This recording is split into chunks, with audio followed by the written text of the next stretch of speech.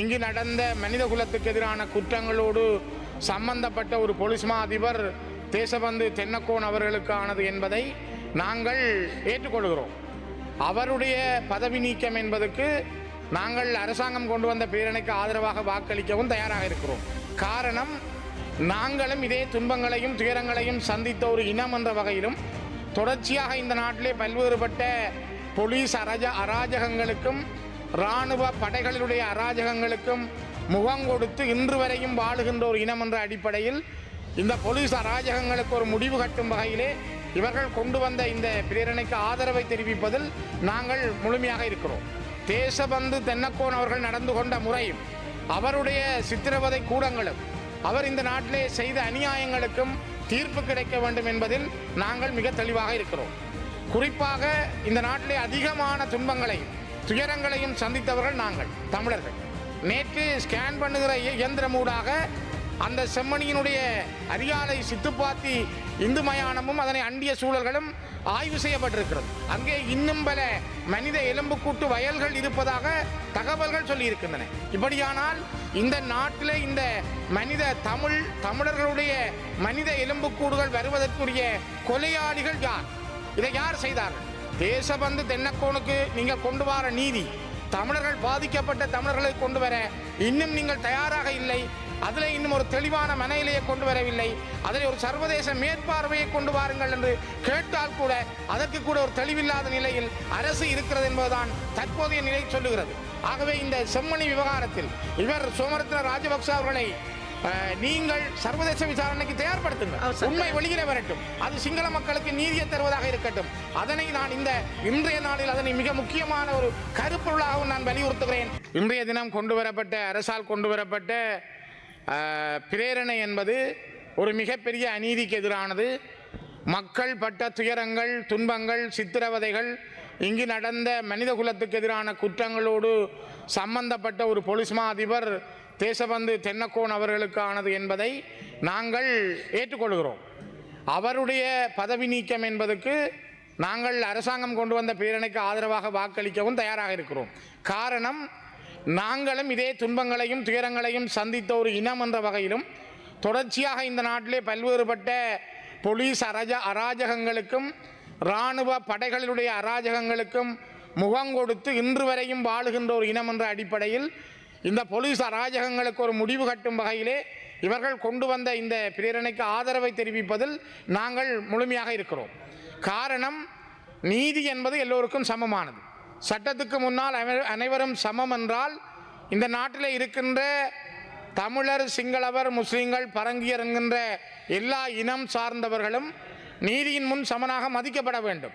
இந்த நாட்டினுடைய நியாயாதிக்கம் பேணப்பட வேண்டும். இந்த நாட்டினுடைய சட்ட ஆட்சி நேர்மையானதாக இருக்க வேண்டும். அந்த சட்ட ஆட்சி பாராளுமன்ற ஆட்சியினூடாக ஒரு தீர்ப்பை மக்களுக்கு சொல்லக்கூடியதாக இருக்க வேண்டும். அந்த வகையிலே தேசபந்து தென்னக்கோன் அவர்கள் நடந்து கொண்ட முறையும் அவருடைய சித்திரவதை கூடங்களும் அவர் இந்த நாட்டிலே செய்த அநியாயங்களுக்கும் தீர்ப்பு கிடைக்க வேண்டும் என்பதில் நாங்கள் மிக தெளிவாக இருக்கிறோம். குறிப்பாக இந்த நாட்டிலே அதிகமான துன்பங்களையும் துயரங்களையும் சந்தித்தவர்கள் நாங்கள் தமிழர்கள். 1998ஆம் ஆண்டு CSU என்னை அரெஸ்ட் பண்ணியிருந்தது. வவுனியாவிலே என்னை கைது செய்தார்கள். 26 நாட்கள் நான் வவுனியா போலீஸ் நிலையத்திலே நான் தடுத்து வைக்கப்பட்டு போலீசாரால் சித்திரவதைக்கு உள்ளாக்கப்பட்டு 26 நாட்களுக்கு பிற்பாடு நீதிமன்றத்தில் கொண்டு போய் என்னை விடுதலை செய்தார்கள். எந்த ஒரு குற்றமும் இல்லாதவன் என்று சொல்லி சந்தேகத்தின் பேரில் கைது செய்யப்பட்ட நான் 26 நாட்கள் பயங்கரவாத குற்றப்புலனாய்வு பிரிவினரால் அந்த காலத்திலே மிக கொடூரமாக பாதிக்கப்பட்டவர்களில் நானும் ஒருவன். என்னை போல எத்தனை ஆயிரம் இளைஞர்கள், யுவதிகள் பயங்கரவாத தடை சட்டத்தின் கீழ் இந்த நாட்டிலே தொடர் சித்திரவதைகளுக்கும் துன்பங்களுக்கும் உள்ளானார்கள். கிட்டத்தட்ட நாங்கள் பயங்கரவாத தடை சட்டம் வந்த பிற்பாடுதான் நிறைந்த மக்களை இழந்திருக்கிறோம்.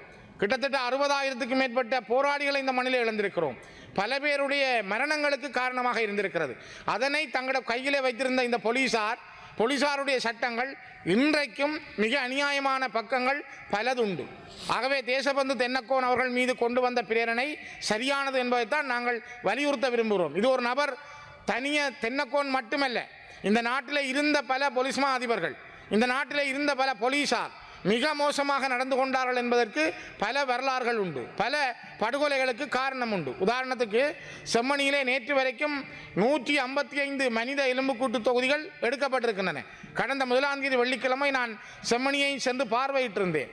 நேற்று ஸ்கேன் பண்ணுகிற இயந்திரமூடாக அந்த செம்மணியினுடைய அரியாலை சித்துப்பாத்தி இந்து மயானமும் அதனை அண்டிய சூழல்களும் ஆய்வு செய்யப்பட்டிருக்கிறது. அங்கே இன்னும் பல மனித எலும்புக்கூட்டு வயல்கள் இருப்பதாக தகவல்கள் சொல்லியிருக்கின்றன. இப்படியானால் இந்த நாட்டிலே இந்த தமிழர்களுடைய மனித எலும்புக்கூடுகள் வருவதற்குரிய கொலையாளிகள் யார்? இதை யார் செய்தார்கள்? தேசபந்து தென்னக்கோனுக்கு நீங்கள் கொண்டு வர நீதி, தமிழர்கள் பாதிக்கப்பட்ட தமிழர்களை கொண்டு வர இன்னும் நீங்கள் தயாராக இல்லை. அதில் இன்னும் ஒரு தெளிவான மனநிலையை கொண்டு வரவில்லை. அதில் ஒரு சர்வதேச மேற்பார்வையை கொண்டு வாருங்கள் என்று கேட்டால் கூட அதற்கு கூட ஒரு தெளிவில்லாத நிலையில் அரசு இருக்கிறது என்பதுதான் தற்போதைய நிலை சொல்லுகிறது. குறிப்பாக நேற்று முன்தினம் ஞாயிற்றுக்கிழமை வீரகேசரி பத்திரிகை கௌரவ தலைமை தாங்கும் உறுப்பினர் அவர்களே, நான் இந்த வீரகேசரி பத்திரிகை சபாபீடத்துக்கு சமர்ப்பிக்கிறேன். வீரகேசரி பத்திரிகையில் சர்வதேச விசாரணையில் கிருசாந்தி குமாரசாமி வழக்கின் பிரதான குற்றவாளியான சோமரத்ன ராஜபக்ச அறிவித்திருக்கிறார். அவருடைய மனைவி ஜனாதிபதிக்கு கடிதம் எழுதியிருக்கிறார். அவருடைய மனைவி சிங்களத்திலே எழுதிய கிட்டத்தட்ட 4-5 பக்கங்களை கொண்ட கடிதம் நான் இந்த சபாபீடத்துக்கு சமர்ப்பிக்கிறேன்.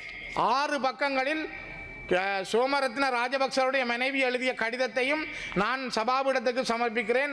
கன்சாட்டில் சேர்க்க முடியுமானால் தயவு சேருங்கள்.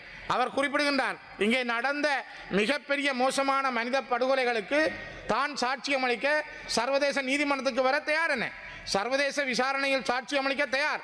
கிருசாந்தி குமாரசாமி படுகொலை வழக்கின் பிரதான குற்றவாளியான சோமரத்ன ராஜபக்ச அறிவிக்கிறார். அவரது மனைவி ஜனாதிபதிக்கு கடிதம் எழுதுகிறார். நீங்கள் குறிப்பிட்டு பாருங்கள். லான்ஸ் கோப்ரல் சோமரத்ன ராஜபக்ச செம்மணி மனித புதைகுழி விவகாரம் தொடர்பில் சுயாதீன விசாரணை கோரியும் அவரது மனைவியுமான எஸ்.சி. விக்ரம, ஜனாதிபதி அனுரகுமார் சனாயக்க, ஜனாதிபதி பிரதமர் கரணி அமரசூரிய, நீதியமைச்சர் கர்சன நாணயக்கார ஆகியோருக்கு கடிதம் ஒன்றை அனுப்பி வைத்திருக்கிறார். தயவு செய்து தலைமை தாங்கும் உறுப்பினர்களை இன்னும் என்ற 7 நிமிடம் வர இல்லை. தயவு செய்து நீங்கள் 1 நிமிஷம் தாருங்கள். நாங்கள் பேசுகின்ற பொழுது உண்மையை சொல்ல முடியாமல் இருக்கிறோம். எங்களுடைய விஷயங்களை கொஞ்சம் நீங்கள் செவிசாயுங்கள். தனது கணவர் சோமரத்ன ராஜபக்ச சட்டவிரோதமான முறையில் தண்டிக்கப்படுகிறார். எனவே செம்மணி விவகாரம் தொடர்பில் சர்வதேச விசாரணை ஒன்றை முன்னெடுக்குமாறும் அதில் சாட்சியம் அளிப்பதற்கு தான் தயாராக இருப்பதாகவும் தனது கணவர் தெரிவித்துள்ளார் என திருமதி எஸ்.சி. விஜய விக்ரம தெரிவித்திருக்கிறார். அவருடைய கடிதம் இருக்கிறது, அவருடைய செய்தி இருக்கிறது.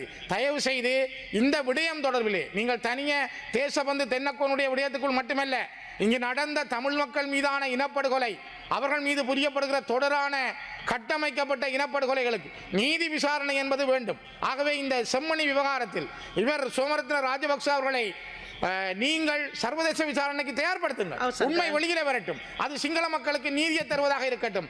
அதனை நான் இன்றைய நாளில் அதனை மிக முக்கியமான ஒரு கருப்பொருளாகவும் நான் வலியுறுத்துகிறேன். தயவு செய்து இதனை செய்யுங்கள்.